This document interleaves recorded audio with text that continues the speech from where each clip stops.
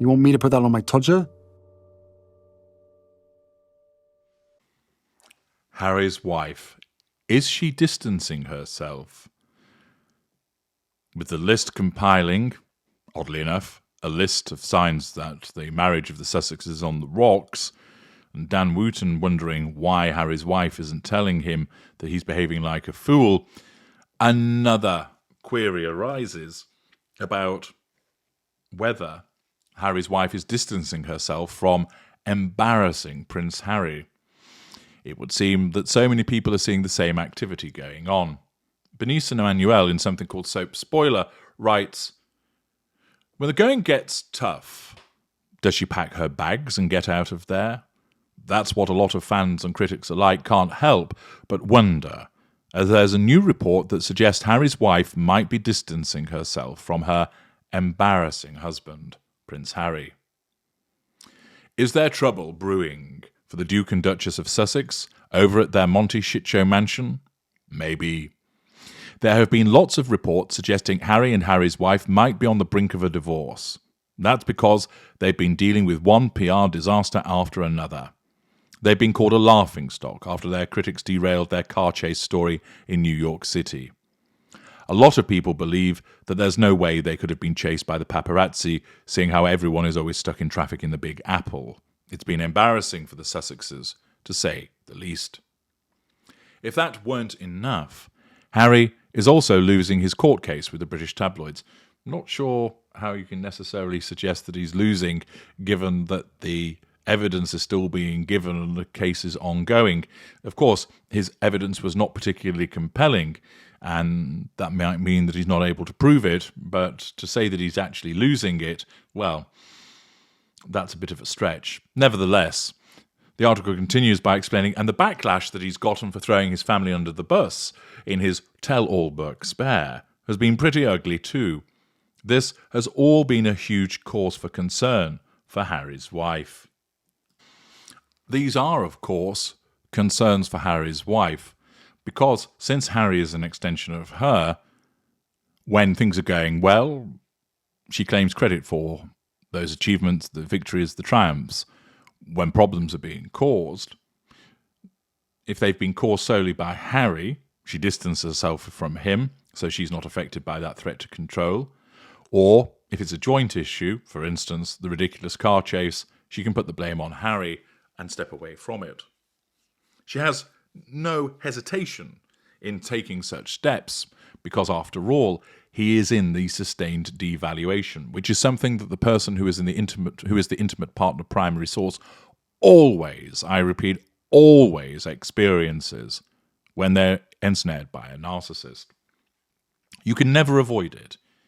If you are the intimate partner primary source, you get all of the good stuff with the golden period, and it seems like you've met the most wonderful person in the world, but it will, to use a technical phrase, turn to shit. You might start off with what's known as the stranger zone, where the narcissist is not out and out horrible to you, but they go distant. They're not as enthusiastic about the things that you once did together. They're a bit take it and leave it. They shrug when you suggest doing things together. They're not as engaged, they're not as enthusiastic. And I'd encourage you to watch my video, The Stranger Zone, to learn more about it. Sometimes the stranger zone doesn't come along and it's straight into the abuse, of which there are lots of different forms. In some instances, it's the narcissist cheating, sometimes obviously, sometimes covertly. It might be engaging in physical violence, endless arguments, circular conversations, bringing up the past and throwing it in the face of the primary victim. It could be triangulating that victim by talking about somebody at work in favourable terms to make it sound like there's some kind of relationship going on, criticising them for their failures to do certain things. There could be bullying behaviours, intimidatory behaviours, never accepting responsibility for faults and putting the blame onto the primary victim, not helping out in terms of pulling one's weight with the family finances or domestic duties, assisting with the children. There are many, many different ways that the primary victim can be devalued.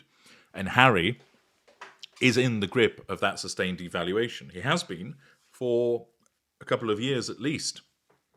They got together in 2016, And therefore, the golden period invariably lasts somewhere to between 6 to 18 months. It can be shorter, it can be longer. Let us say that he had a golden period of some 18 months. That would take him to a point of roundabout their marriage, and probably lasted a little bit longer. But then, later in 2018, there would have been devaluing behaviours. They wouldn't necessarily have been explosive ones to begin with, subtle ones, picking fault, a few arguments. People, of course, have heard them shouting and screaming at hotels. And over time, it becomes increased. He gets respite periods where all is well again, that he gets the golden period back, and that invariably causes the victim to stay and hang around because they think, oh, I've done something right, we've managed to cure our problems, we've healed our troubles. Excellent. We're back on track again. And then it goes back into devaluation. Rather than walk away, the victim, compelled by the manipulations, their own emotional thinking, thinks to themselves, well, last time I managed to get things back into it being good again, so all I need to do is do the same thing again. They do whatever it was, and to their bewilderment, find that it does not work. They then try something else. It then may well work. But what they don't realise is that it's not actually being caused by what they're doing, but rather the way that the narcissist is seeing the world, and the way that there are various interactions within the narcissist fuel matrix. But the upshot of all of this is that it keeps that primary victim in place. Rather than walking away and saying, I've had enough of this, it does, for far longer than it ought to, keep the victim in place. Harry is in that situation. He's being devalued. And Harry's wife, having no emotional empathy for him, is perfectly content to distance herself from him because that is a response which devalues him by being distant from him, but also allows her to nullify the threat to control that's posed by the mishaps and missteps that Harry has been taking, or the ones that have been affecting the Sussexes jointly, by saying, oh, he's the problem. It's a little bit like distancing yourself from a celebrity who's found out to have done something despicable. The sponsors run a mile, friends no longer return the calls, people publicly lambast them. Harry's wife is doing the same. Harry's brand is deemed, at the current time when he's being devalued, as toxic, and she doesn't want the cross-pollution to affect her brand. And therefore, she distances herself from him, which in turn devalues him, allows her to nullify the threat to control posed by people's reactions to his problematic behaviour, and keeps him on track towards the ultimate disengagement that will occur. I'm H.G. Tudor. Thank you for listening.